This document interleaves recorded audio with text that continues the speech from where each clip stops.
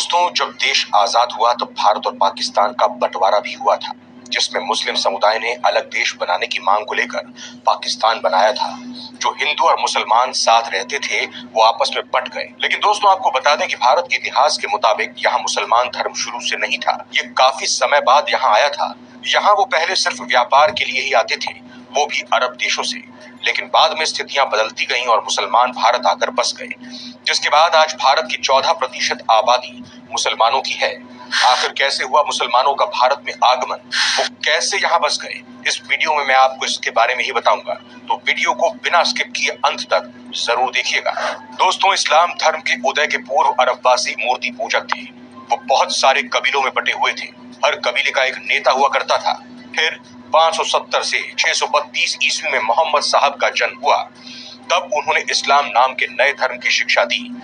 इस धर्म ने अरब लोगों के अलावा विश्व के दूसरे भागों में रहने वालों के धार्मिक, राजनीतिक और सामाजिक जीवन को परिवर्तित कर दिया।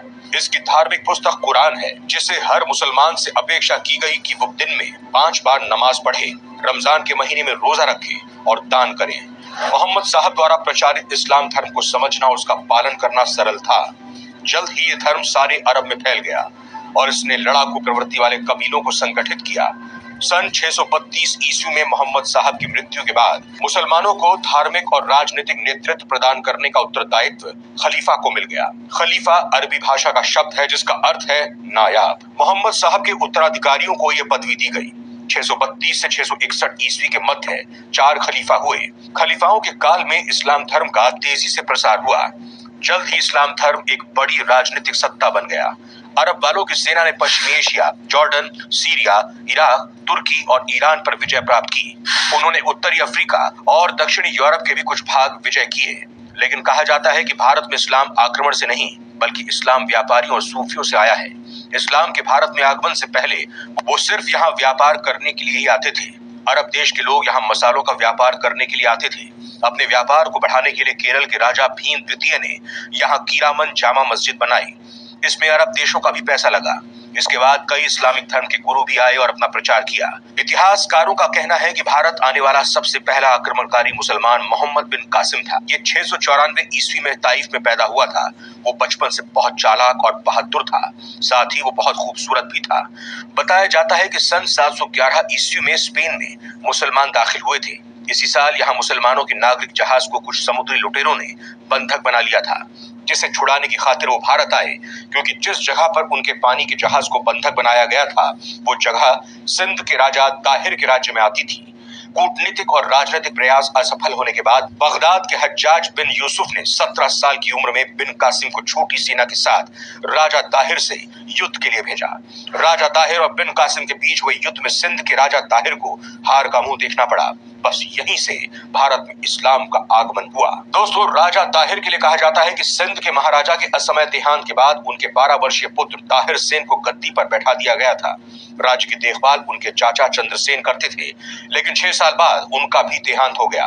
फिर राज्य की जिम्मेदारी 18 साल के ताहिर सेन पर आ गई। आज के बलूचिस्तान, ईरान, कराची और पूरे सिंध इलाके के राजा ताहिर सेन के अधीन ही आते थे।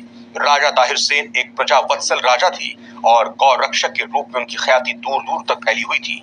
यही देखकर ईरान के शासक हज्जाम ने अपने सेनापति मोहम्मद बिन कासिम को सिंध पर हमला करने के लिए भेजा था। कासिम ने देवल के किले पर कई आक्रमण किए, लेकिन राजा ताहिर सेन और उनकी सेना ने हर बार उसे पीछे धकेल दिया। सीधे लड़ाई में बार बार हारने पर कासिम ने धोखा दिया। 20 जून 712 ईस्वी को उसने सैकड़ों सैनिकों को हिंदू महिलाओं जैसा वेश पहना दिया। लड़ाई छिड़ने पर वो महिला वेशधारी सैनिक रोते हुए राजा ताहिर सेन के सामने आकर मुस्लिम सैनिकों से उन्हें बचाने की प्रार्थना करने लगे। राजा ने उन्हें अपने सैनिक टोली के बीच सुरक्षित स्थान पर भेज दिया और शेष महिलाओं की रक्षा के लिए तेजी से उस ओर आगे बढ़ गए जहां से रोने की आवाज आ रही थी। इसी दौरान ताहिर सेन अकेले पड़ गए। फिर उनके हाथी पर अग्नि बाण चलाए गए। ये देखकर शत्रुओं ने राजा ताहिर को चारों ओर से घेर लिया और उन्हें मौत के घाट उतार दिया। भारत में पहला मुस्लिम राज अरब से आए आक्रमणकारी मोहम्मद बिन कासिम ने वर्ष 711 में सिंध में स्थापित किया था और तब से लेकर वर्ष 1707 में औरंगजेब की मृत्यु तक भारत को कभी अरब, कभी तुर्की तो कभी मुगल शासकों की बर्बरता झेलनी पड़ी। बड़े पैमाने पर हिंदुओं का कत्लेआम 11वीं शताब्दी में शुरू हुआ। वर्ष 1001 से वर्ष 1026 तक महमूद गजनी ने भारत पर 17 बार आक्रमण किए। 11वीं शताब्दी में मुगल शासकों ने भारत देश की राजधानी दिल्ली को बनाया और बाद में जब मुगल शासकों ने यहाँ राज किया तो भी देश भारत की राजधानी दिल्ली ही थी। गजनी के एक दरबारी द्वारा लिखी गई किताब का नाम है तारीख-ए-यामिनी। इस किताब में लिखा गया है कि गजनी के आक्रमणों में हिंदुओं का इतना खून बहा कि नदियों के पानी का रंग भी लाल हो गया था और जानवर भी इन नदियों का पानी नहीं पीते थे। वहीं अलाउद्दीन खिलजी के बारे में कहा जाता है कि वर्ष 1298 में उसने 30,000 उन हिंदुओं को मार डाला था जिसने हाल ही में इस्लाम कबूल किया था। खिलजी को डर था कि इस्लाम कबूल करने वाले हिंदू उसके खिलाफ विद्रोह कर सकते हैं। तैमूर के बारे में कहा जाता है कि उसने 10,000 हिंदुओं का कत्ल 1 घंटे में करवा दिया था। इन 800 सालों के इतिहास में ऐसे अनगिनत तथ्य मौजूद हैं। बख्तियार खिलजी ने तो नालंदा विश्वविद्यालय में रखे करीब 90 लाख बेजुबान पुस्तकों को ही जला दिया था। सन 1857 तक निरंतर ये बरकरार रहा था। ये उस समय था जब दूसरे कई और मुस्लिम शासकों का भारत में आगमन हुआ था। 2 दशक भारत देश के सम्राट अकबर ने कुछ अंग्रेजों को यहाँ रुकने दिया था, लेकिन धीरे धीरे कर अंग्रेजों ने देश के छोटे छोटे नवाबों और राजाओं से सांठगांठ बना ली और फिर धीरे धीरे कर उन्होंने आखिरी में सन 1857 में भारत से मुगल साम्राज्य का पूरी तरह से अंत कर दिया। भारत में काफी समय तक मुस्लिम शासकों ने शासन किया। पूरी दुनिया में भारत देश में दूसरे नंबर पर सबसे ज्यादा मुस्लिमों की जनसंख्या रहती है। हमेशा से हिंदू और मुस्लिम दोनों साथ साथ मिलकर रहे।